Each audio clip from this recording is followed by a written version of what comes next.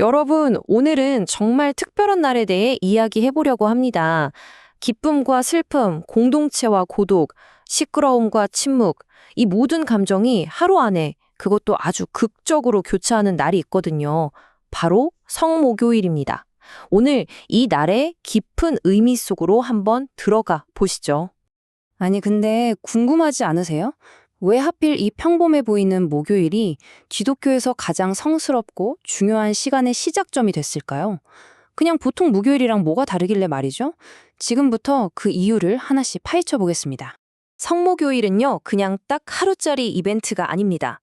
뭐랄까 아주 장엄한 3일짜리 여정의 출입문 같은 거라고 할 수 있죠.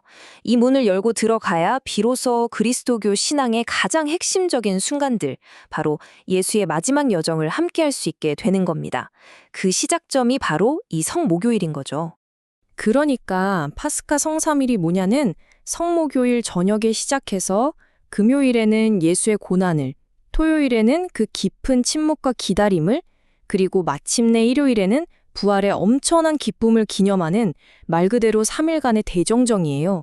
신앙의 알파이자 오메가라고 할 수 있는데 성목요일이 바로 그 위대한 여정의 첫발을 떼는 날인 겁니다. 자, 그럼 성목요일 하루가 어떻게 흘러가는지 시간 순서대로 한번 따라가 볼까요? 먼저 오전부터 시작하죠. 이날 오전에는요, 아주 특별한 미사가 열리는데 이름하여 성류 축성 미사입니다. 이게 어떤 거냐면 한 교구에 있는 모든 신부님들이 주교님과 함께 싹 다 모이는 날이에요. 일종의 단합대회 같은 느낌이죠. 근데 그냥 모여서 끝나는 게 아니라 여기서 정말 중요한 걸 하는데요. 바로 사제들이 처음 서품 받을 때 했던 약속, 그 서약을 모두 앞에서 다시 한번 다짐하는 거예요.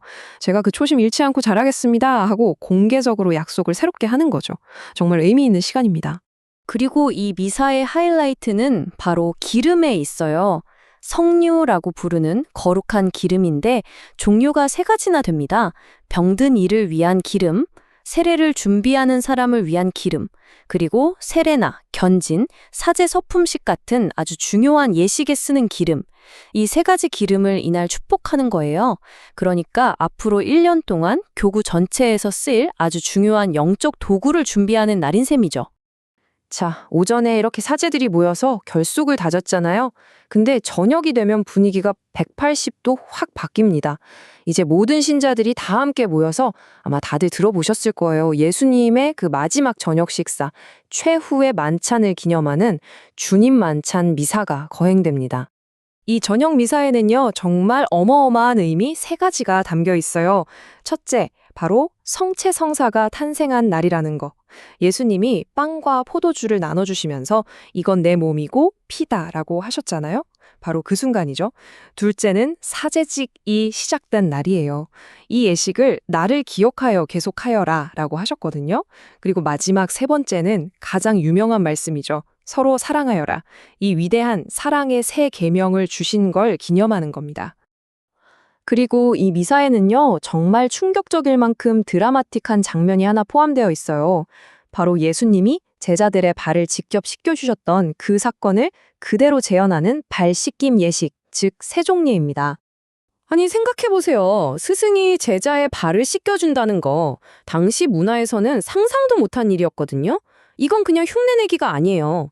진정한 리더십은 굴림이 아니라 섬김이라는 걸 말 그대로 온몸으로 보여준 엄청난 퍼포먼스였던 거죠. 사랑과 겸손이 뭔지 100마디 말보다 더 강력하게 보여주는 장면입니다. 자, 미사 분위기가 이제 막 최고조에 이르렀어요. 그런데 바로 그 순간 모든 것이 갑자기 멈춥니다.